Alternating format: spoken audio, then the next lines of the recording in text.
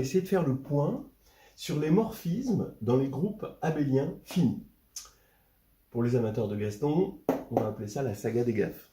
Alors le but, en fait, c'est, bon, on le fera en 2 vidéos hein, pour que ce soit digeste, c'est de corriger cet exercice. Quels sont les automorphismes des groupes suivants? Z sur 2Z croix Z sur 4Z et Z sur 2Z croix Z sur 6Z. Bon, alors on peut le faire directement sans passer par des circonvolutions évidemment, mais il est intéressant de faire quelque chose qui ensuite nous donne un outil assez général pour pouvoir justement répondre aux questions concernant les morphismes de groupes abéliens finis en toute généralité. Voilà. Je tire cet exercice du questionnaire de Damien Mégy, qui est excellent, donc de l'Université de Lorraine. Vous pouvez visiter sa page web et voir ce questionnaire pour les agrégatifs. Certains exercices sont corrigés avec des indications, d'autres non. Bon, celui-ci, non. Voilà. Alors, allons-y. On va dire que cet exercice est un prétexte. On va essayer de regarder les choses pas à pas et essayer de dégager des généralités sur ces morphismes.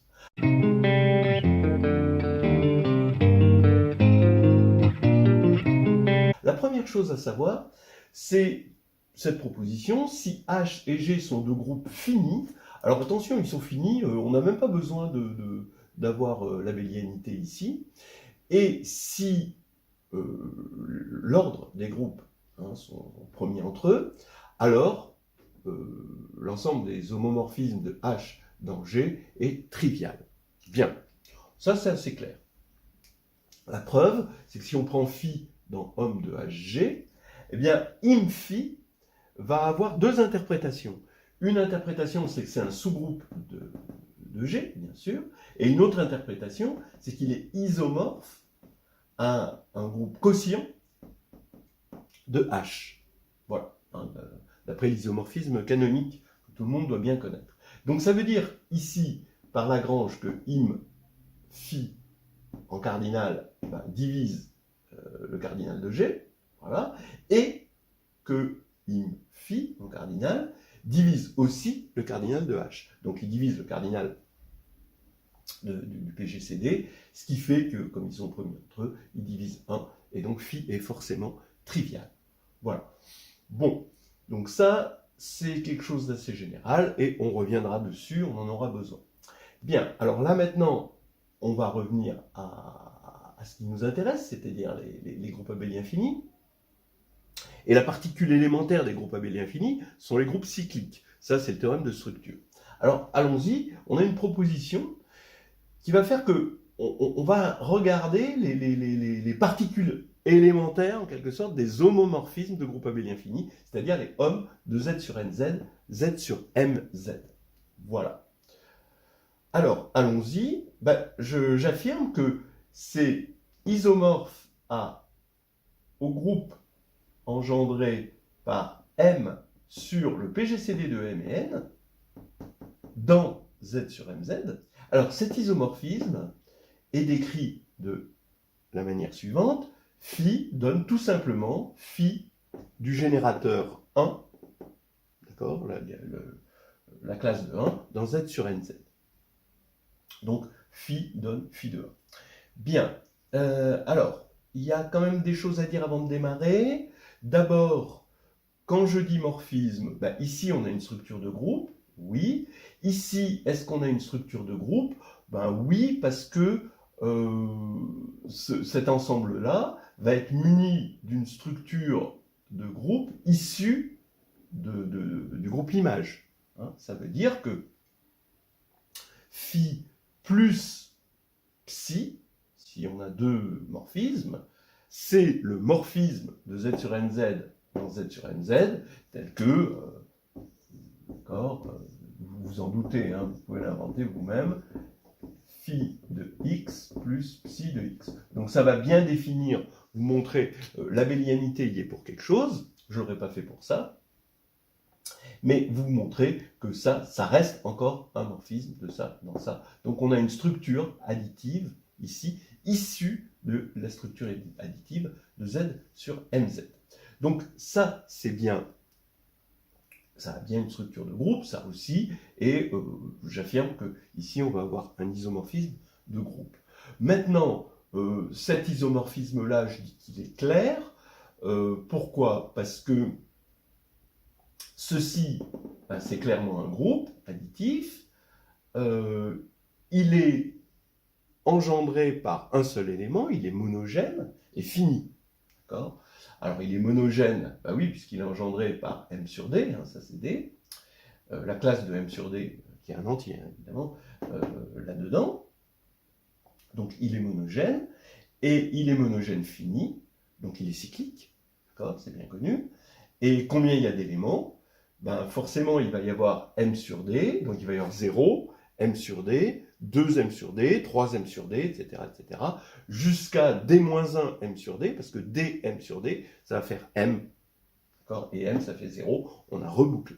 Donc, il est cyclique à D éléments, donc c'est forcément le groupe Z sur DZ à isomorphisme près. Voilà, bon, donc une fois ces petits préliminaires exprimés, on va prouver donc qu'on a bien un isomorphisme. Alors, d'abord, il faut montrer que c'est bien défini. Donc, j'ai posé D, le PGCD de M et N. Et pour montrer que phi de 1, donc phi de 1, a priori, en soi, il est bien défini, mais est-ce qu'il est là-dedans? Donc, il faut montrer que c'est un multiple de M sur D. Ben, il suffit, on va voir qu'il suffit de montrer qu'il est annulé par D. Donc, on va déjà montrer qu'il est annulé par D. Hein. Donc, on va regarder D phi de 1 bar. Donc, je peux rentrer le D parce que phi est un morphisme. Ça fait phi de D bar. Mais D, par besoin, il est de la forme UM plus VN. Donc, c'est un bar. Alors, attention, ce bar, il est modulo N. Mais cet élément-là, il est modulo M. Donc, il faut jongler un petit peu avec ça. Hein. Donc maintenant, comme ce bar est modulo n, ben n disparaît, il ne reste plus que um. Maintenant, ça, c'est u ajouté m fois. Comme on a un morphisme additif, je peux dire que c'est phi de u ajouté m fois. Donc je sors le m ici. Alors c'est bizarre ce côté groupe additif qui devient multiplicatif. C'est quelque chose de typique des entiers. On a m phi de u. Et donc, comme on est dans Z sur MZ, hein, ça fait 0.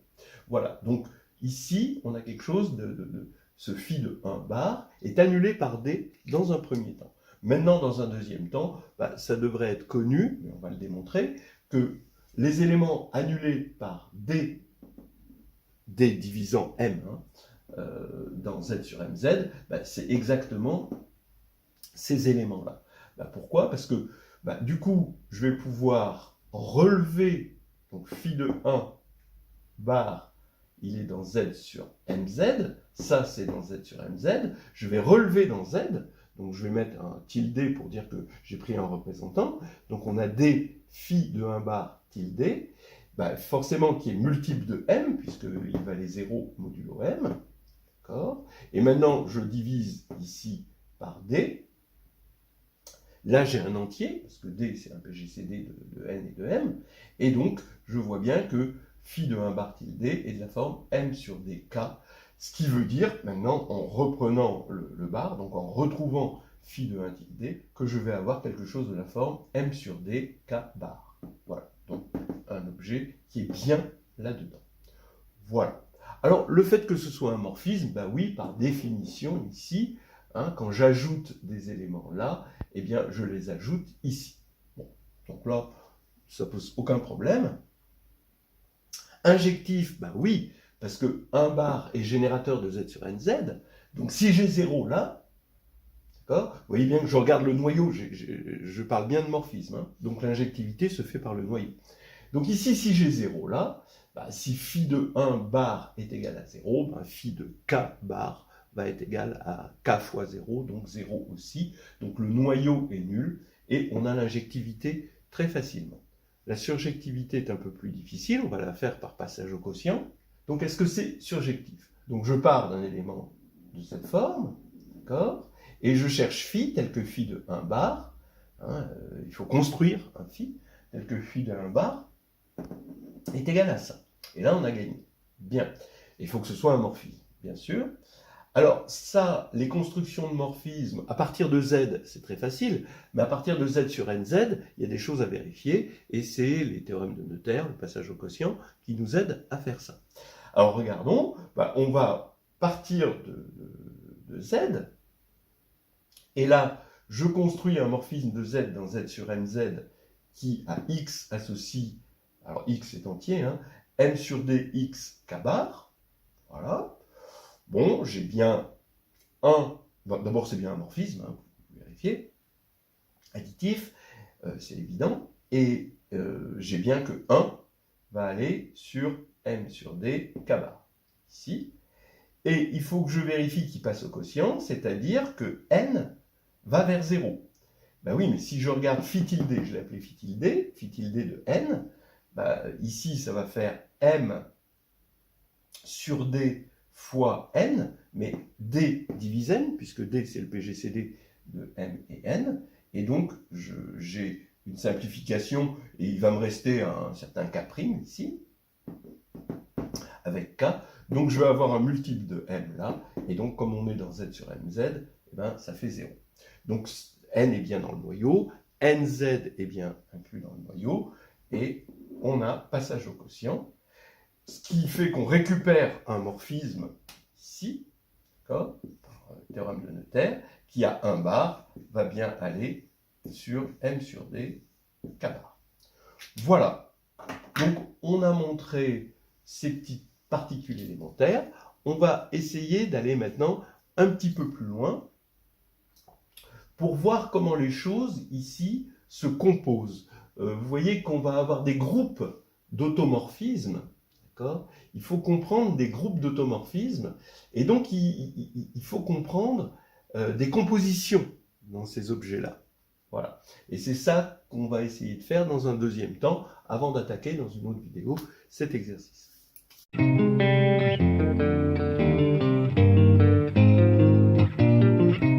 Donc voilà, on vient de montrer cette suite d'isomorphismes, où ici c'est phi donne phi de 1.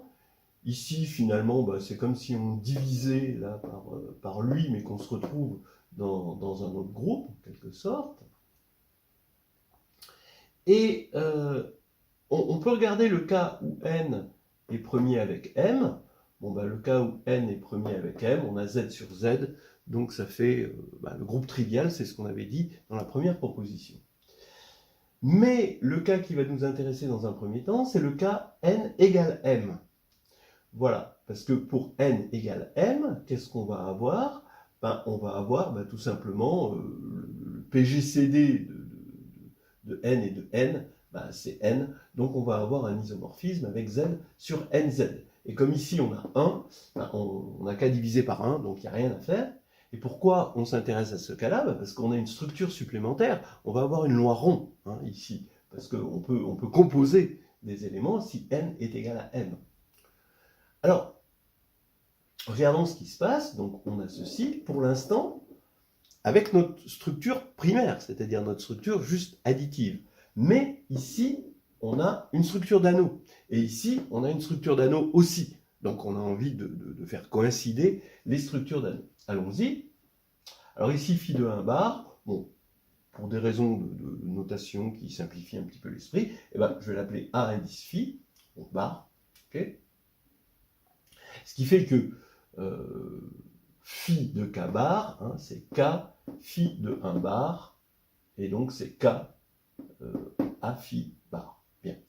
Alors maintenant regardons cette loi rond, on prend psi encore dans homme de z sur nz et z sur nz, et bien psi rond phi de 1 bar, puisque c'est ça que l'on cherche, c'est psi de phi de 1 bar, évidemment. Donc c'est psi de A phi bar, par définition. Et là maintenant, ça fait A phi bar, psi de 1 bar. Ça, on l'a déjà vu. Donc ça fait A phi bar, A psi bar. Oui. Voilà. Donc c'est tout. Ça veut dire que, en gros, ça va être égal à A psi rond phi, le tout bar. D'accord ? Bon, alors bien sûr, comme c'est commutatif, j'aurais pu mettre psi bar ici et A phi bar ici. C'est plus joli comme ça. D'accord ? Et on a une égalité. Donc, ça veut dire quoi? Ça veut dire maintenant qu'ici, on a bien un isomorphisme d'anneau, cette fois-ci, et d'anneau unitaire. Hein. Quand vous avez l'identité là, bah, évidemment, vous aurez 1 ici, hein, donc les unités, évidemment, se correspondent. Et en particulier, parce que les questions peuvent aboutir à des problèmes non seulement d'endomorphisme, mais d'automorphisme. Ici, automorphisme, ça fait sens. Et quel est le groupe des automorphismes de Z sur NZ? Ben, simplement, ça, vous remarquez que c'est les inversibles de ça. Donc, on va obtenir exactement par isomorphisme d'anneau les inversibles, c'est-à-dire Z sur NZ étoile, c'est bien connu. Voilà. Donc déjà, on a un premier résultat intéressant, assez général, et qu'on va encore propager. Alors, on va le propager dans 2 directions. Une direction, bah, qu'est-ce qui se passerait si on avait n différent de m? Est-ce qu'on peut encore récupérer une structure? Et une deuxième direction, qu'est-ce qu'on a quand on compose ici Z sur NZ par d'autres éléments, donc quand on n'a plus des groupes cycliques, mais d'autres types de groupes. Hein, voilà. Bon, ça c'est assez normal de se poser ces questions-là, et d'aboutir ensuite naturellement à l'exercice dont je vous ai parlé au départ de Damien Mégy. Donc maintenant, regardons ça. On a psi, hein, qui va de lui vers lui, c'est un morphisme, phi de lui vers lui, ben, on va composer psi rond phi, ça va donner un morphisme de lui vers lui, d'accord? Et donc ça, on a une application bien définie, c'est la loi rond. Mais maintenant, ben, par isomorphisme, d'accord, lui est isomorphe à lui, d'après ça, lui est isomorphe à lui est isomorphe à lui. Donc, ça veut dire que moralement, par ce qu'on appelle transport de structure, on va avoir une application bien définie de ça croît ça vers ça.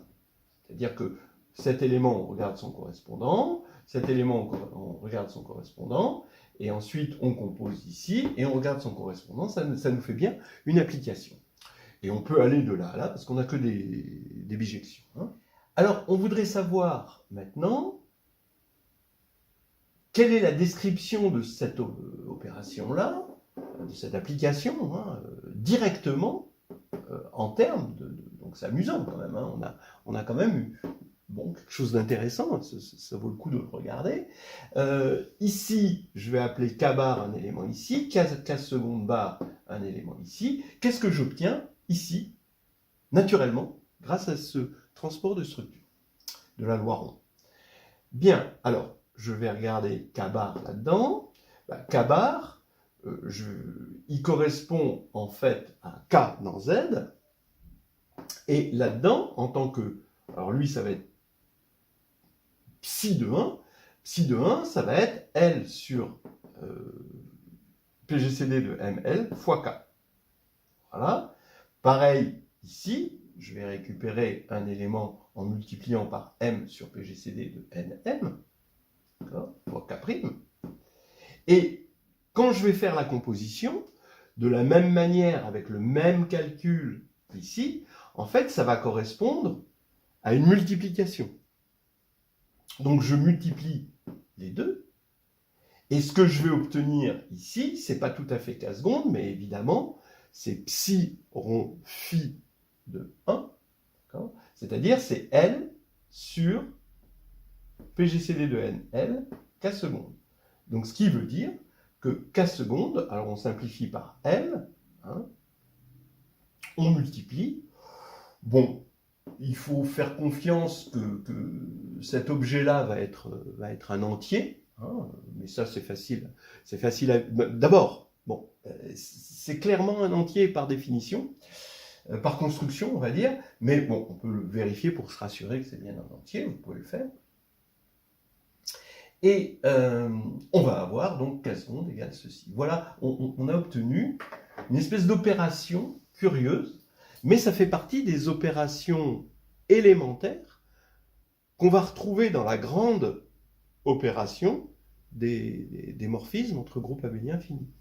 C'est pour ça que je m'intéresse à ça.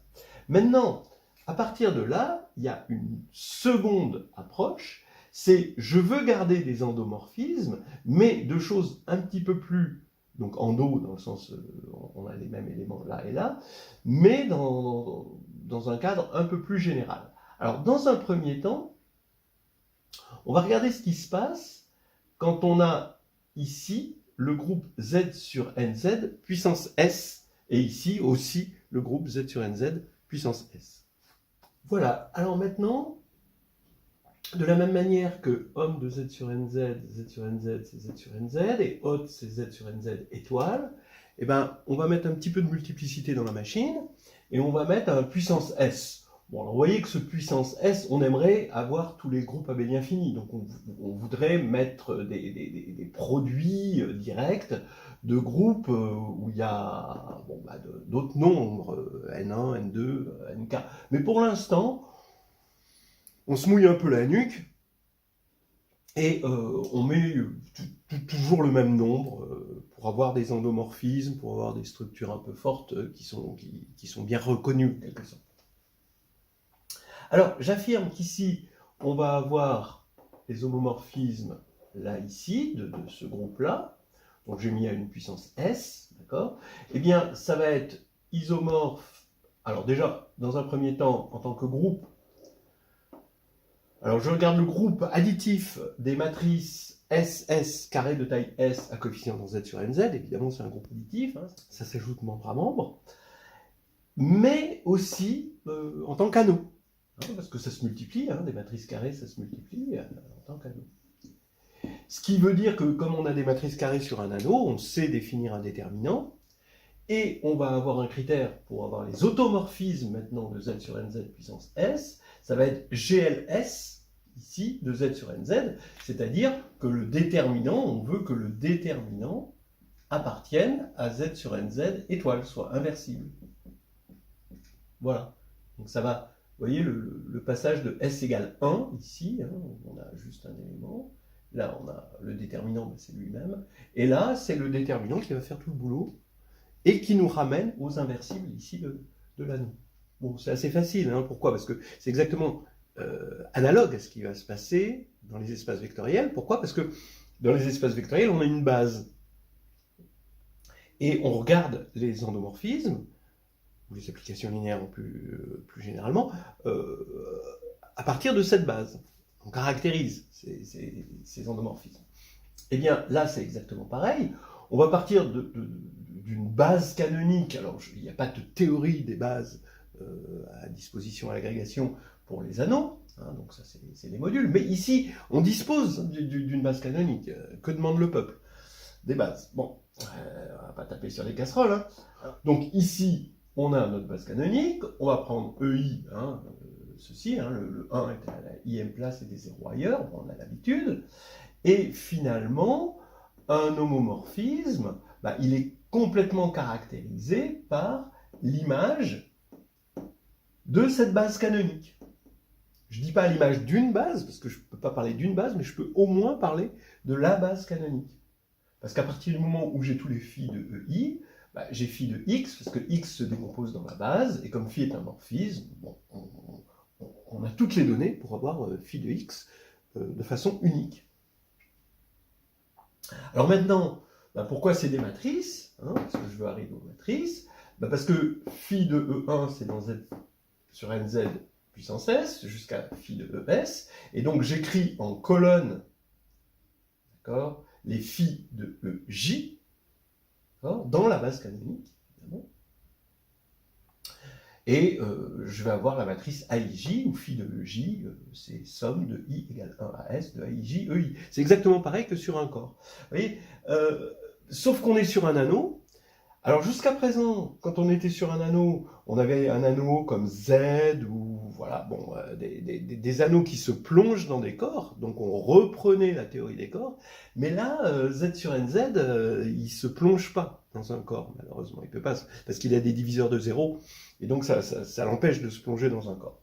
Donc, on est obligé de se convaincre que c'est la même théorie. On ne peut pas plonger, comme Z dans Q par exemple, une théorie dans la théorie des corps.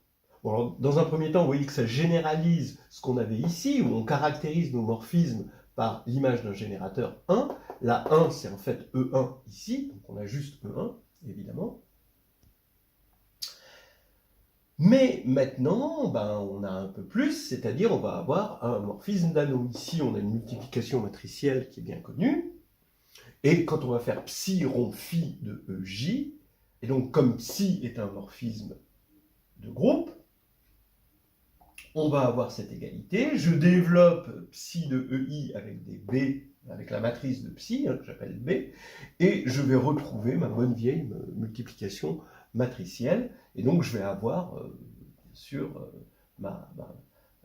l'image d'une base donc, qui caractérise le morphisme, qui ici en l'occurrence est psi rond phi. Donc ça veut dire que ici, vous avez un morphisme d'anneau, c'est toujours le même business, ça ne fait pas de mal de revoir les preuves, mais c'est toujours le même business avec les corps, à partir du moment où on a une base, qu'elle soit canonique ou pas. Donc maintenant, c'est encore la même chose. Comment caractériser les inversibles quand on est sur un anneau R? Je vais prendre R comme un ring, et AB est égal à l'identité, A fois B égale l'identité, ce qui caractérise l'application identique là-dedans, c'est quand phi de 1 égale E1 jusqu'à phi de S égale ES. Eh bien, ça, si j'ai ça, j'ai encore le déterminant. Alors, je connais la théorie des déterminants sur un anneau. Vous pouvez faire la théorie des déterminants complètement sur un anneau. Donc, je vais avoir det de A fois det de B égale det de IS, donc égale 1, ce qui va faire que det de A est un inversible. Et réciproquement, si det de A est un inversible de l'anneau, eh bien, j'ai la transposée de la comatrice fois, puisqu'il est inversible, je peux l'inverser, et je reste dans l'anneau, et ça va être mon A-1 dans l'anneau. Donc ici, on a bien que les automorphismes ici correspondent, donc les inversibles ici, correspondent aux inversibles, c'est-à-dire ici aux éléments de déterminant inversible. Voilà, alors dans une prochaine vidéo, on va résoudre les exercices d'Agnamégie. On verra que avec ces deux cas particuliers, on arrive à se faire une bonne idée d'une généralisation qu'on ne démontrera pas, parce que c'est pas la peine de démontrer tout une fois qu'on est convaincu. Et voilà, ce sera la suite et la fin de la saga des gaffes.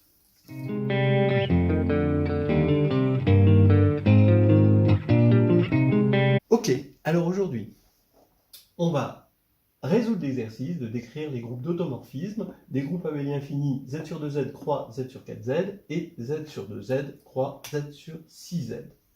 Voilà, c'est la deuxième vidéo de la saga des gaffes. Celle-ci, c'est groupe d'automorphismes de groupes abéliens finis.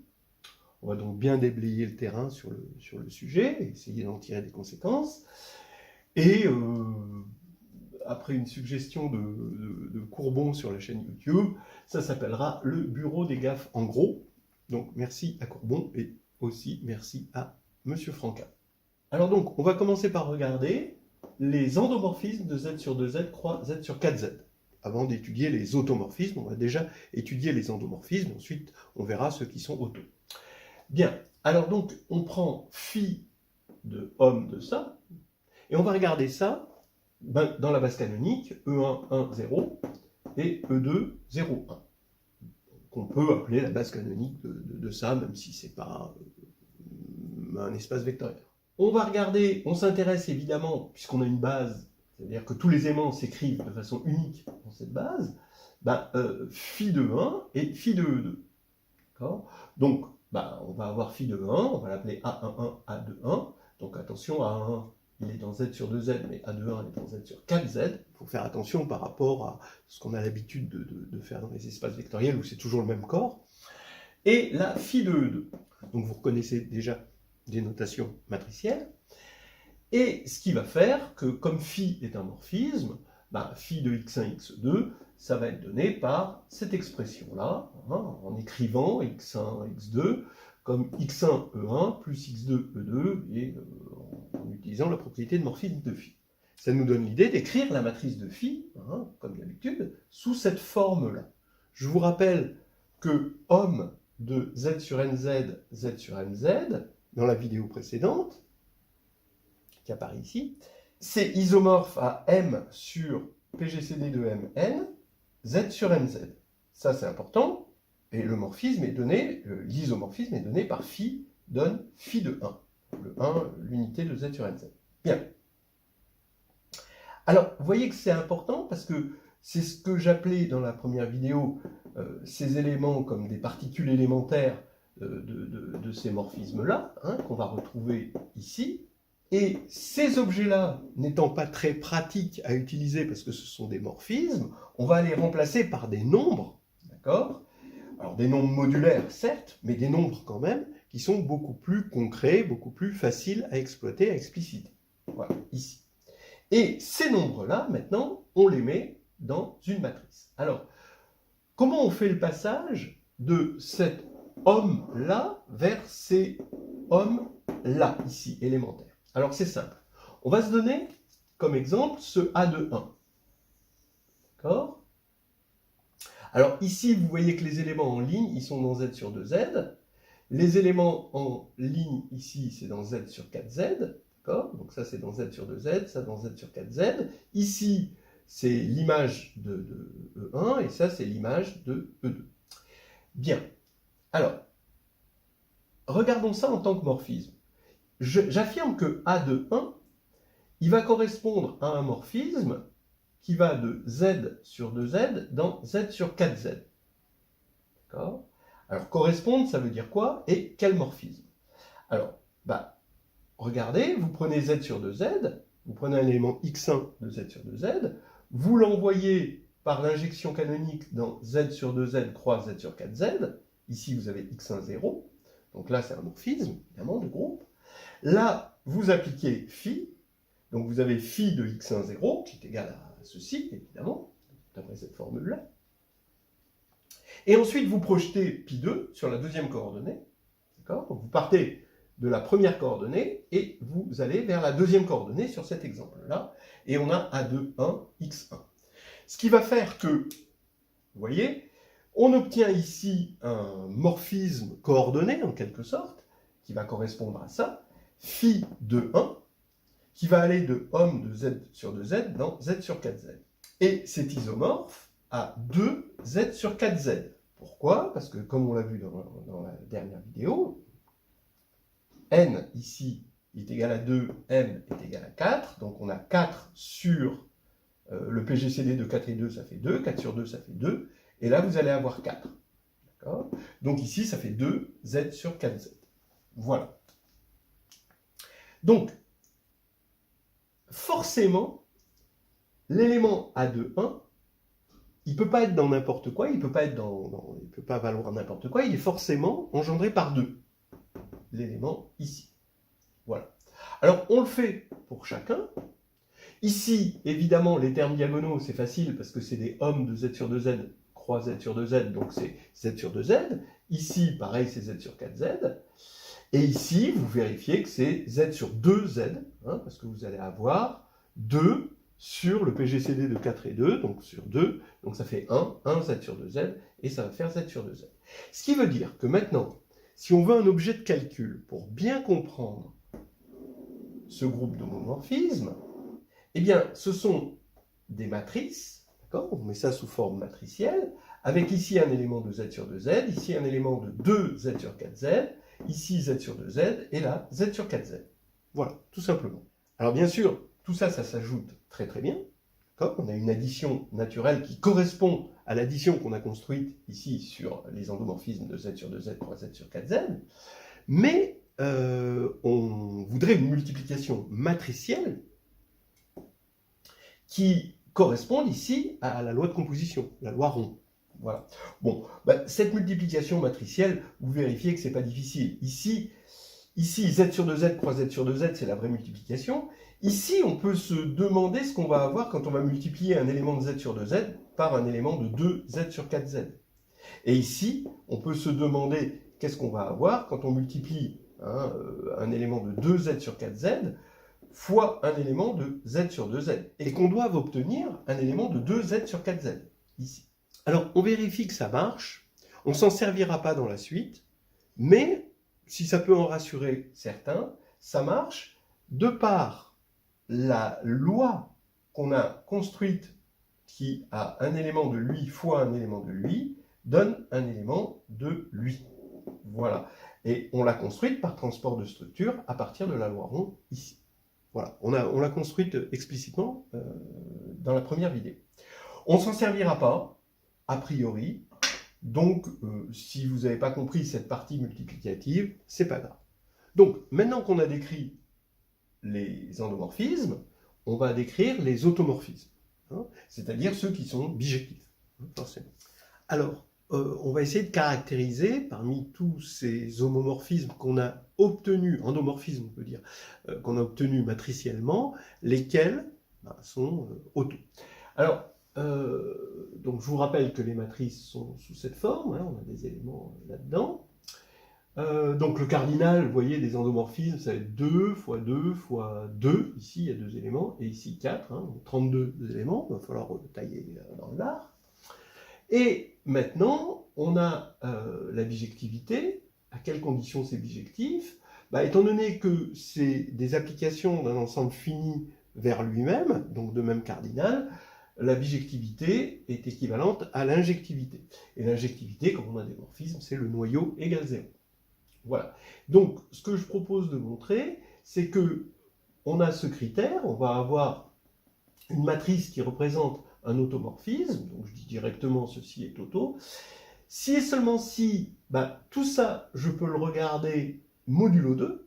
Je vous rappelle hein, qu'il y a un morphisme hein, de z sur 4z dans z sur 2z, hein, qui provient finalement du morphisme de z dans z sur 2z et passage au quotient ici z sur 4z, hein, donc 0, 1, 2, 3, on va voir pour images respectives 0, 1, 0, 1. Et on peut donc regarder les choses juste de façon modulaire, modulo 2, tout modulo 2. Et donc j'affirme que c'est auto, si et seulement si modulo 2, donc dans z sur 2z, et cette matrice, alors maintenant on est sur un corps, hein, puisqu'on est dans z sur 2z, hein, et bien cette matrice est dans GL2 de z sur 2z. C'est-à-dire maintenant on a un critère, c'est le déterminant. Ici, on n'avait pas de déterminant, évidemment, on a mélangé des navets et des carottes. Ici, on a un déterminant. Bien.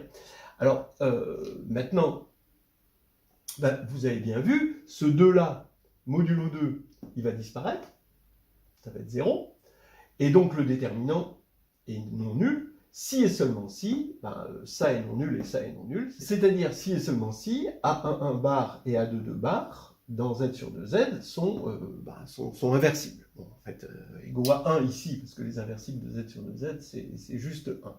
Mais pour A de 2, qu'est-ce que ça signifie? Ça signifie que A de 2, en lui-même, en tant qu'élément de z sur 4z, il est envoyé sur un inversible, donc vu dans z, A de 2 est premier avec 2, donc vu dans z sur 4z, il est inversible aussi.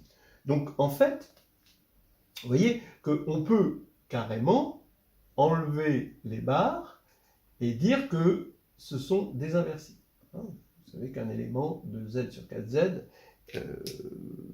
disons modulo 4, est inversible si et seulement si il est premier avec 4, donc si et seulement si il est premier avec 2. Donc là, comme il était premier avec 2, on peut remonter sur z sur 4z étoile. Voilà.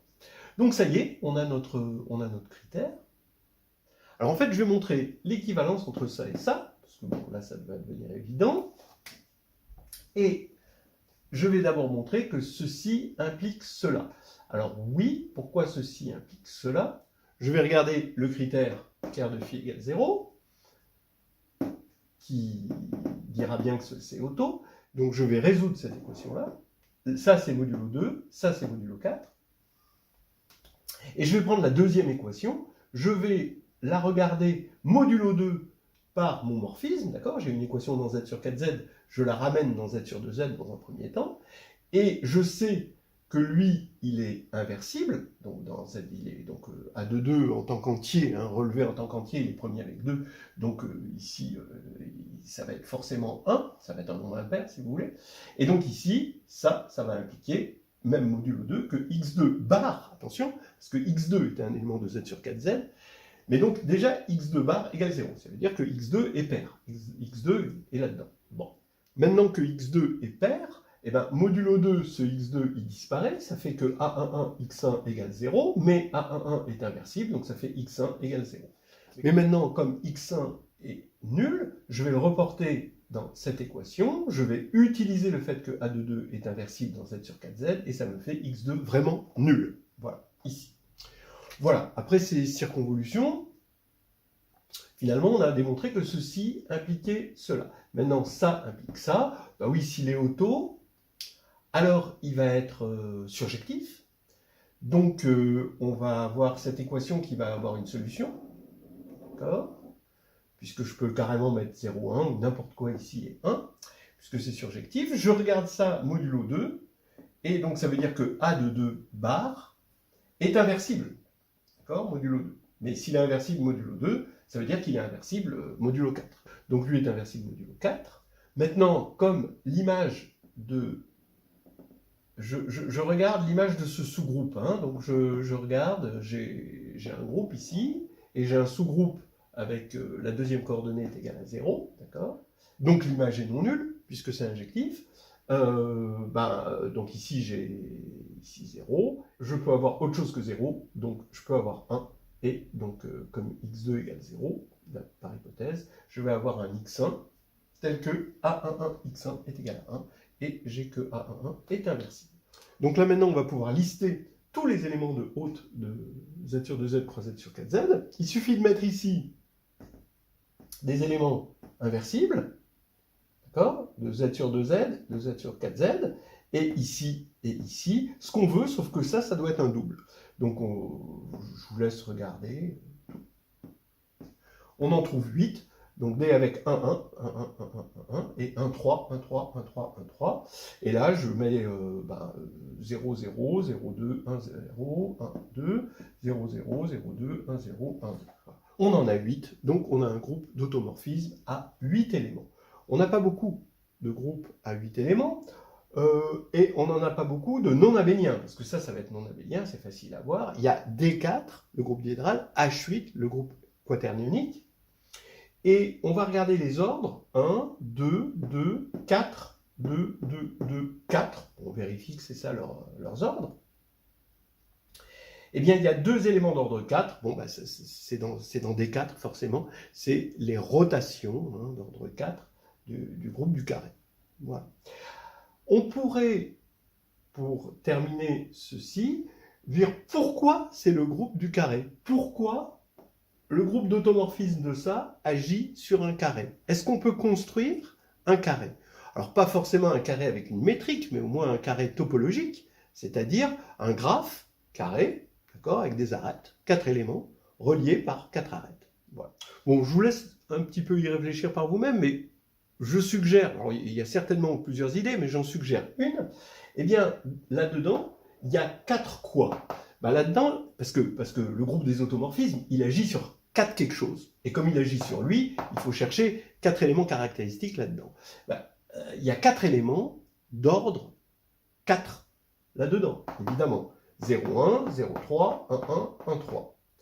Et maintenant, je vais prendre pour G, je vais prendre un élément d'ordre 4, par exemple lui, voilà G. Voilà. Et bien, je vais créer des arêtes entre ces 4 éléments. X, comme la multiplication par un automorphisme, ça préserve l'ordre, je vais dire que X est en relation avec Y, donc une relation symétrique, parce que c'est des arêtes non orientées, si Gx égale Y, ou G-1x égale Y. Voilà. Et en fait, ça va donner le carré sur lequel ça agit, vous pouvez vérifier.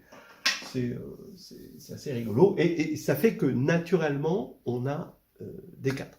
Voilà. Bon, alors à partir de là, on va aller assez vite, je ne veux pas vous faire perdre patience. On me dit, oui, les vidéos, il ne faut pas plus de 15 minutes, tout. Moi, je suis bavard. Voilà. Alors, on va décrire le groupe d'automorphisme de Z sur 2Z, croix Z sur 6Z, et on va voir qu'avec ces deux exercices-là, on arrive à reconstituer un tout. Bien, intuitivement en tout cas, après, bon, une fois qu'on a les bonnes conjectures, c'est bon. Alors ici, on remarque que z sur 2z croît z sur 6z, ben z sur 6z c'est z sur 2z croît z sur 3z, puisque 2 et 3 sont premiers entre eux, donc je regroupe en z sur 2z carré croît z sur 3z. Pourquoi je fais ça? Ben, vous allez voir. Donc maintenant, ça y est, on va un petit peu plus vite, hein. On va avoir une matrice comme ceci, d'accord? Donc on a z sur 2z croît z sur 2z croît z sur 3z, donc il va nous donner une matrice 3, 3, avec des éléments ici de z sur 2z, là z sur 2z, et là en ligne z sur 3z. Je vous rappelle que AIJ, ça va être homme, ça va être dans homme de z sur NJZ, z sur NIZ, hein, qui est isomorphe à NI sur NI, PGCD NJ, z sur NIZ, voilà. Et donc, étant donné que 2 et 3 sont premiers entre eux, ici on va avoir que des zéros, là. Donc là maintenant, et ici on va avoir donc là, je suis en train de regarder juste les homomorphismes, hein, pas encore les automorphismes. Donc là on va avoir une matrice diagonale, une autre matrice diagonale. Donc ici on va avoir une matrice diagonale par bloc. Donc c'est facile de voir que les automorphismes de ça, c'est les automorphismes de ça, produit direct avec les automorphismes de ça. Donc on cherche les matrices inversibles ici dans z sur 2z, et là les automorphismes ici dans z sur 3z. Alors ça, voilà, c'est simplement GL2 de z sur 2z, hein, d'accord, matriciellement. Et là, c'est juste z sur 3z étoile. Si vous voulez, GL1 de z sur 3z, donc c'est-à-dire z sur 3z étoile. Alors, bon, c'est assez connu, vous pouvez le voir dans le carnet de voyage en algébrie, que ceci, c'est isomorphe à S3, parce que lui, il va agir de façon fidèle sur 3 droites. Hein, dans z sur 2z, le plan sur z sur 2z, c'est 3 droites vectorielles. Donc on va avoir une injection de lui dans S3, et par dénombrement, on va voir que c'est isomorphe. Et z sur 3z étoile, bon, on sait que z sur pz étoile est isomorphe au groupe additif z sur p moins 1 z, donc ici on va avoir z sur 2z. Donc ça va être le produit direct, S3 croît z sur 2z, voilà. Bon, voilà, maintenant on commence à comprendre un petit peu comment fonctionnent les choses, j'espère pour vous. Et maintenant, bon, regardons un peu les généralités. En général, on va pouvoir subdiviser comme on a fait ici. Donc ici, c'était un P-groupe. Là, on avait un 2 groupes. Là, on a décomposé en un 2 groupes et un 3 groupes. D'accord ? En général, on peut toujours décomposer, le théorème de structure nous dit qu'on peut toujours décomposer en P-groupe. Donc c'est un produit direct de P-groupe. Et donc, exactement comme on a fait ici, on n'aura que les automorphismes de G, hein, G c'est notre gaffe, et c'est le produit des automorphismes de GPI, comme on a ici. Voilà ce qu'on a eu ici. Donc maintenant, il suffit de comprendre ce que c'est que les automorphismes d'un P-groupe abélien. Et un P-groupe abélien, il est sous cette forme-là par le théorème des structures, avec les MI qui vont être de plus en plus petits. Alors on va se donner un exemple de P-groupe. Voilà, je prends ceci, là. Alors ici c'est 2 colonnes, ici c'est une colonne, une colonne. Là c'est 2 lignes, une ligne, une ligne. Là je vais prendre M2 de Z sur PZ.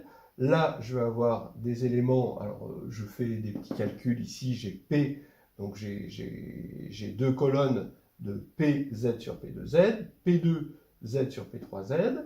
Là, Z sur P2Z, là, PZ sur P3Z, donc vous pouvez regarder ça. Donc là, j'ai des matrices d'endomorphisme, j'ai tous les endomorphismes de mon P-groupe ici. Et maintenant, pour avoir les automorphismes, il suffit que je regarde tout ça, mais juste modulo P, d'accord ? Donc je projette ça sur Z sur PZ. Et donc, les figures imposées pour obtenir un automorphisme, c'est ici, c'est sur la diagonale, comme tout à l'heure, où on devrait avoir du GL2. Ici, on devrait avoir du GL1, donc Z sur P2Z étoile. Et ici, du GL1. Et voilà, on a nos automorphismes de groupe abélien fini. Voilà, c'était pas évident. J'espère que j'ai pas perdu trop de monde dans cette histoire, qui est peut-être un peu ambitieuse sur cette chaîne, je ne sais pas. Bon, comme dit mon dentiste, c'est fini pour aujourd'hui.